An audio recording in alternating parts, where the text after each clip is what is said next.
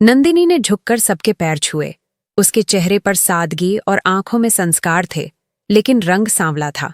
और शगुन की थाली आगे बढ़ाते हुए लड़के की मां के आशीर्वाद, सदा सुहागन रहो बेटा, के बीच बुआ का फुसफुसाना, लड़की तो थोड़ी ज्यादा काली है, और दूसरी औरत का कहना, हाँ लेकिन पढ़ी लिखी लगती है, और मां का मुस्कुराकर कहना, भगवान ने हाथ अच्छे दिए हों तो सब शुभ होता है। सब कुछ नंदिनी ने सुन लिया और मुस्कुराती रही, लेकिन उसके दिल में बचपन से सहे तानों का पुराना दर्द फिर जाग उठा। स्कूल में बच्चे उसे काली परी कहकर चिढ़ाते थे। रिश्तेदार कहते, थोड़ा बेसन लगाया करो, धूप में मत खेला करो, रंग और काला हो जाएगा। लेकिन उसकी मां, जो अब इस दुनिया में नहीं थीं, हमेशा कहती थीं, बेटा, रंग नहीं, कर्म इंसान को सुंदर बनाते हैं। और उनकी बातें नंदिनी के दिल में जिंदा थीं। कुछ ही दिनों बाद उसकी शादी आरव से हुई, जो एक बड़ी कंपनी में काम करता था। स्मार्ट, हैंडसम और अपने रूप पर गर्व करने वाला था।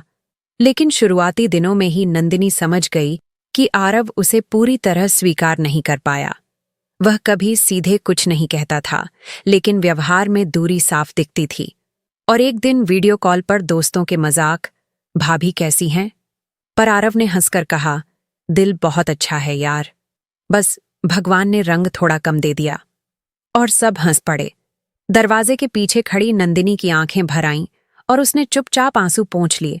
उस रात उसने किसी से कुछ नहीं कहा, बस छत पर जाकर देर तक आसमान देखती रही और अपनी मां को याद किया। समय बीतता गया। नंदिनी पूरे मन से घर संभालती, सास ससुर की सेवा करती, हर सदस्य का ध्यान रखती, लेकिन आरव की आंखों में कभी वह सम्मान नहीं दिखा। जब एक दिन आरव ने बिना किसी तारीफ के, बस यह कहते हुए कि उसके ऑफिस के बहुत खास दोस्त आ रहे हैं, खाने की लंबी लिस्ट, दाल मखनी, शाही पनीर, मलाई कोफ्ता, तवा पुलाव, बटर नान, रायता, सलाद और नारियल के लड्डू गिना दी, और अगर खाना अच्छा नहीं बना तो मेरी बहुत बेइज्जती होगी, कहा। और फिर उसे ऊपर से नीचे देखकर, और ये गांव वालों जैसे कपड़े पहनना छोड़ दो, कुछ अच्छा पहन लेना, कहा। तो नंदिनी के दिल को चोट तो लगी, लेकिन उसने सिर्फ ठीक है कहा और अकेली खड़ी होकर खुद से कहा, अगर मेरी पहचान मेरे चेहरे से नहीं बन सकती तो मेरे काम से जरूर बनेगी। और सुबह से ही रसोई में लग गई।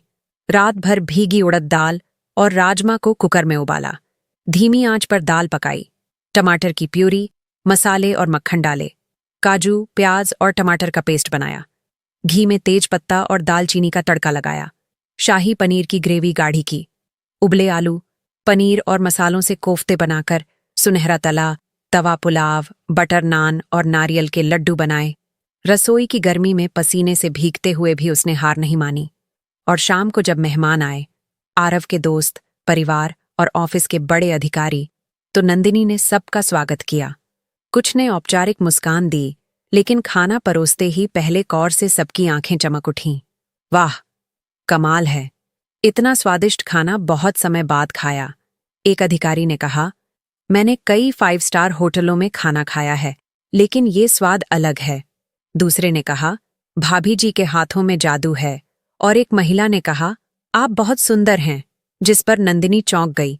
और जब उसने सुंदर पूछा तो महिला मुस्कुराई, हाँ, क्योंकि आपके चेहरे से ज्यादा आपकी आत्मा सुंदर है।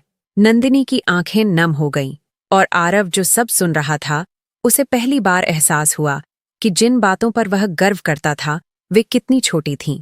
अगले दिन आरव के बॉस का फोन आया कि कंपनी एक बड़े सामाजिक कार्यक्रम का आयोजन कर रही है और नंदिनी को मुख्य अतिथि बनाना चाहते हैं, क्योंकि वे प्रतिभाशाली और प्रेरणादायक हैं।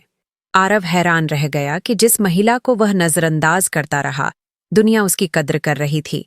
कुछ दिनों बाद उस कार्यक्रम में सैकड़ों लोगों के सामने मंच पर नंदिनी ने माइक संभाला और कुछ पल की खामोशी के बाद कहा, जब मैं छोटी थी, लोग मुझे मेरे रंग से पहचानते थे। मुझे लगता था कि शायद मैं सुंदर नहीं हूं, लेकिन मेरी मां ने मुझे सिखाया कि इंसान का रंग नहीं, उसका चरित्र चमकता है। अगर कोई आपको आपके रंग, रूप या कमजोरी से आंकता है तो याद रखिए, उसकी नजर छोटी है, आपकी कीमत नहीं। पूरा हॉल तालियों से गूंज उठा और आरव की आंखों में आंसू आ गए। कार्यक्रम के बाद वह पहली बार नंदिनी के सामने झुका और कांपती आवाज में बोला, नंदिनी, मुझे माफ कर दो। मैंने तुम्हें कभी समझा ही नहीं। तुम्हें तुम्हारे रंग से देखा, दिल को नहीं, मेहनत को नहीं, संस्कार को नहीं। मैं गलत था। वर्षों का दर्द नंदिनी की आंखों में तैर गया, लेकिन उसने कहा, गलती इंसान से होती है, लेकिन उसे स्वीकार करने की हिम्मत हर किसी में नहीं होती। आरव फूट फूट कर रो पड़ा और पहली बार सम्मान से उसका हाथ थामा, और उस दिन के बाद सब बदल गया। अब वह नंदिनी को किसी परिचय में मेरी पत्नी भर नहीं कहता था, बल्कि गर्व से कहता था, ये नंदिनी है, मेरी जिंदगी की सबसे खूबसूरत इंसान। समय बीता और नंदिनी ने एक संस्था शुरू की, जहां उन लड़कियों को आत्मविश्वास सिखाया जाता था जिन्हें समाज उनके रंग, रूप या किसी कमी के कारण नीचा दिखाता था। हजारों लड़कियों की जिंदगी बदलने लगी, और एक दिन संस्था में एक छोटी लड़की रोती हुई आई जिसने कहा, दीदी, सब मुझे काली कहते हैं। नंदिनी मुस्कुराई। उसने लड़की का चेहरा अपने हाथों में लिया और वही बात कही जो उसकी मां ने वर्षों पहले उससे कही थी, बेटा, रंग नहीं, कर्म इंसान को सुंदर बनाते हैं।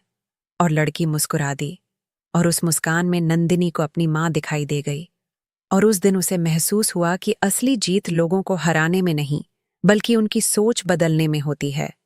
क्योंकि इंसान की असली खूबसूरती उसके चेहरे में नहीं, उसके चरित्र, सम्मान, दयालुता, आत्मसम्मान और हुनर में होती है।